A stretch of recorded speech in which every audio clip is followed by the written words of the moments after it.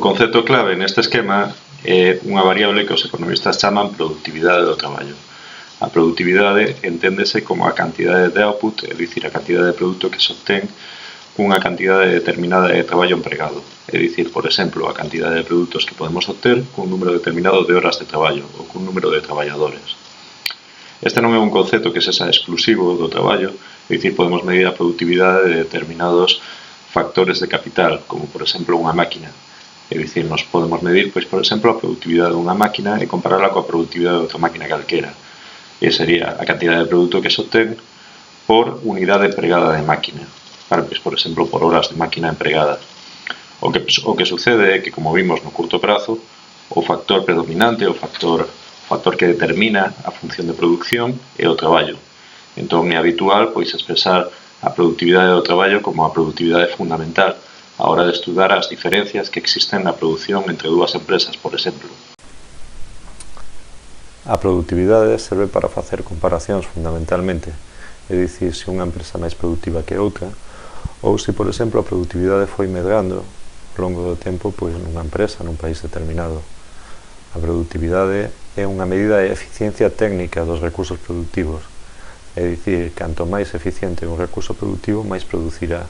Polo tanto, a productividade subirá. Por exemplo, o número de pezas que fabrica un traballador por hora. Canto máis eficiente técnicamente ese traballador, pois máis alto será o valor da productividade neste caso.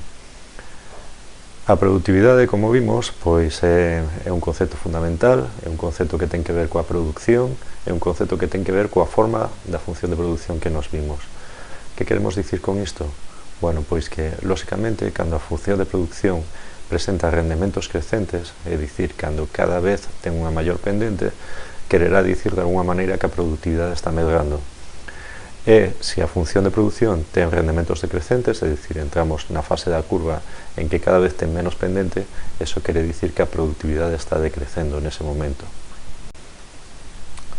As melloras na productividade do traballo deberían levar, lóxicamente, a aumentos no salario, pero os datos non reflexan isto realmente. Na práctica non se dá esta correlación entre maior productividade do traballo e maiores salarios. Non sabemos por qué. Haberá que preguntarlo, pois, lóxicamente, a quenes son os que pagan os salarios. En todo caso, como se pode aumentar a productividade, que é algo que nos interesa, aumentar a produción por hora traballada? Bueno, pois, pode aumentarse de tres formas fundamentais. A primeira, máis importante, con formación dos traballadores. É dicir, cando os traballadores están mellor formados, pois, de alguna forma, traballan mellor, son máis productivos. Isto é unha consecuencia lóxica que pasa, pois, por sistemas educativos mellores e por mellores formacións profesionais do propio traballador. A segunda posibilidade é unha mellora tecnolóxica, é dicir, empregar novos métodos, nova maquinaria, vale, que fagan que de alguna forma ese capital físico que é mellor que o anterior aumenta a producción. E a terceira posibilidade é a pura e simple acumulación de maquinaria. É dicir, canto máis máquina acumulemos, lóxicamente, como a máquina se supón que ten unha productividade maior que a do traballo, pois deberíamos, de alguna maneira, vale, pois conseguir aumentos na produción, sobre todo cando partimos de niveis de produción moi baixos, relativamente. Estas son as posibilidades que temos.